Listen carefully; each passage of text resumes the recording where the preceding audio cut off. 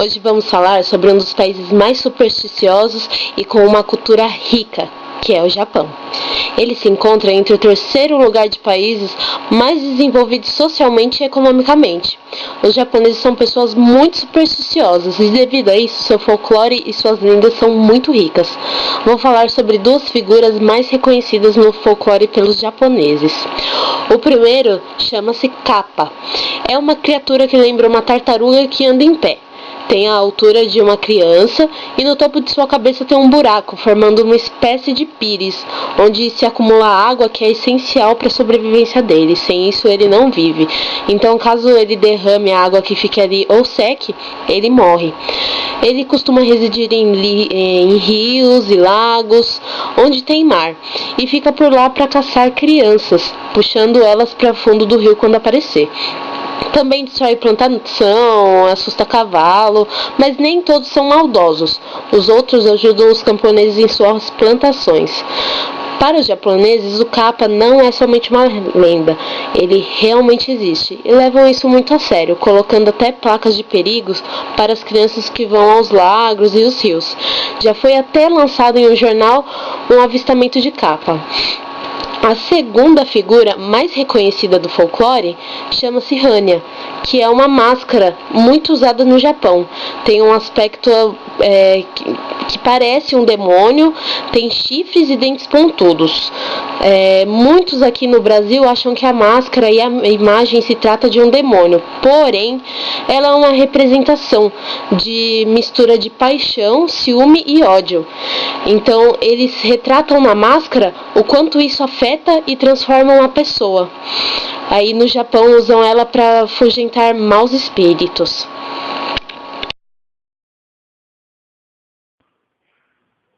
O Japão é um país que se destaca pelas várias atrações turísticas voltadas principalmente para a história, arte e cultura. Em função de sua rica história e do bom desenvolvimento socioeconômico, podemos encontrar em seu território locais que atendem ao gosto de vários tipos de turistas. São muitos museus, parques, monumentos históricos, galerias de arte, belezas naturais, arquitetura antiga e entre outras. Os principais pontos turísticos e culturais do Japão que se localizam em Tóquio é o Museu Nacional de Tóquio, o Museu Metropolitano de Arte, o Museu Shikamashi, Museu da Espada Japonesa, Parque Nacional Shichibutama, Parque Nacional Meiji no Mori Takao, Parque Nacional Fuji Hakone Izu, Torre de Tóquio, Palácio Imperial do Japão, Templo Meiji e Templo Sensoji. A culinária japonesa desenvolveu-se ao longo dos séculos como resultado de muitas mudanças políticas e sociais no Japão. A culinária eventualmente passou por um processo de evolução com o advento da Idade Média, que marcou o início da expansão do elitismo com a era do domínio shogun.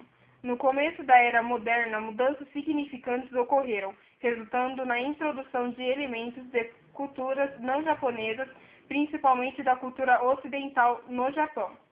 A culinária tradicional japonesa é dominada pelo arroz branco e poucas refeições seriam completas sem ele.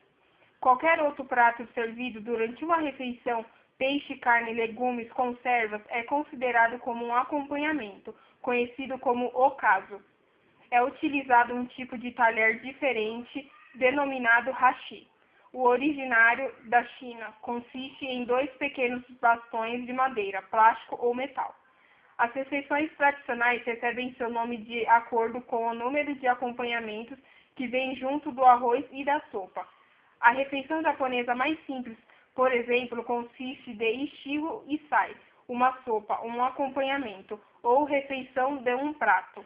Isso quer dizer que a refeição é composta de sopa, arroz e de algum acompanhamento, normalmente um legume em conserva. O pequeno almoço ou café da manhã japonês tradicional, por exemplo, normalmente é constituído de misoshiro, sopa de pasta de soja, arroz e algum legume em conserva. A refeição mais comum, entretanto, é conhecida por ichigo sansai. Uma sopa, 3 acompanhamentos, ou por sopa, arroz e 3 acompanhamentos, cada um empregando uma técnica de culinária diferente. Esses acompanhamentos normalmente são peixe cru, sashimi, um prato frito e um prato fermentado ou cozido no vapor. ainda que pratos fritos, empanados ou agridoces podem substituir os pratos cozidos. O Issiju Sansai normalmente se encerra com conservas como o umeboshi e chá verde. Características culturais do Japão. A língua japonesa.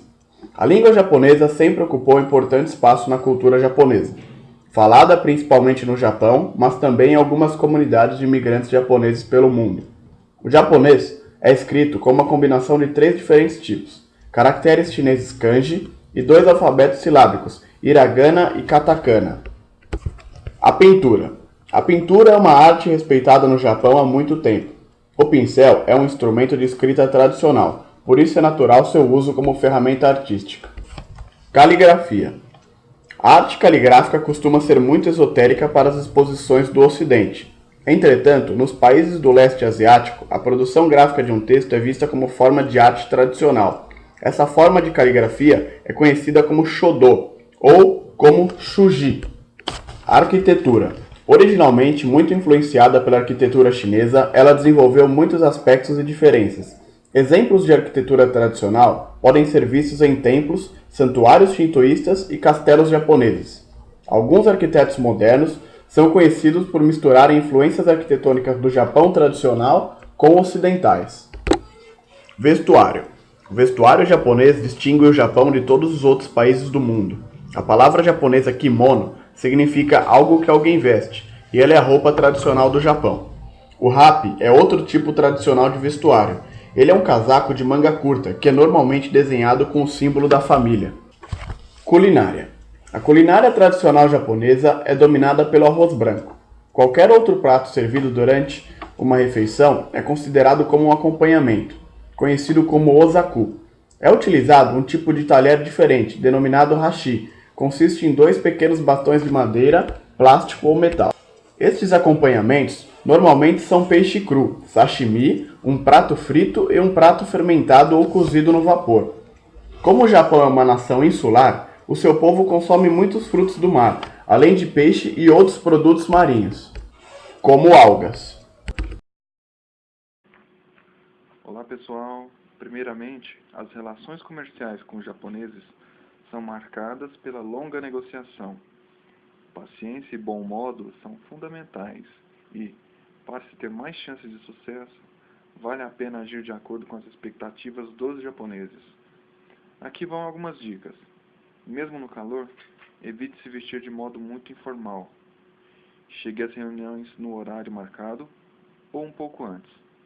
Os cartões de visita são essenciais nas transações comerciais e merecem atenção, pois são importantes para informar não apenas o nome, mas também o status de seu portador. Durante uma reunião, mantenha o cartão na sua frente. Guardar, dobrar ou esquecer o cartão é visto de forma negativa. Fale com respeito e, no início, recuse o assento de honra, aquele mais distante da porta. Pequenos presentes e convites para ir a um bar, por exemplo, fazem parte do sistema de negociação, fortalecendo os contatos pessoais. Isso é um traço cultural e não deve ser entendido como suborno. E as discussões sobre dinheiro, em geral, são deixadas por último e devem ser abordadas com cautela. Além disso, vale ressaltar que, de acordo com pesquisa realizada pela Confederação Nacional da Indústria, em maio de 2002, a diferença cultural é o principal fator que impede o aumento das exportações brasileiras para o Japão. E, segundo estudos realizados pela professora Pepesi, que é doutora em administração com ênfase em comportamento do consumidor pela Universidade Federal do Paraná, muitas empresas, quando entram no mercado japonês, cometem vários erros por não conhecer a cultura local, como é o caso da SC Johnson, que fabrica cera para piso, e fracassou no início com sua cera escorregadia, pois não sabia que os japoneses não usam sapatos no interior de suas residências. Ou mesmo a Philips, que teve de diminuir o tamanho de suas cafeteiras, pois não eram adequadas às pequenas cozinhas japonesas.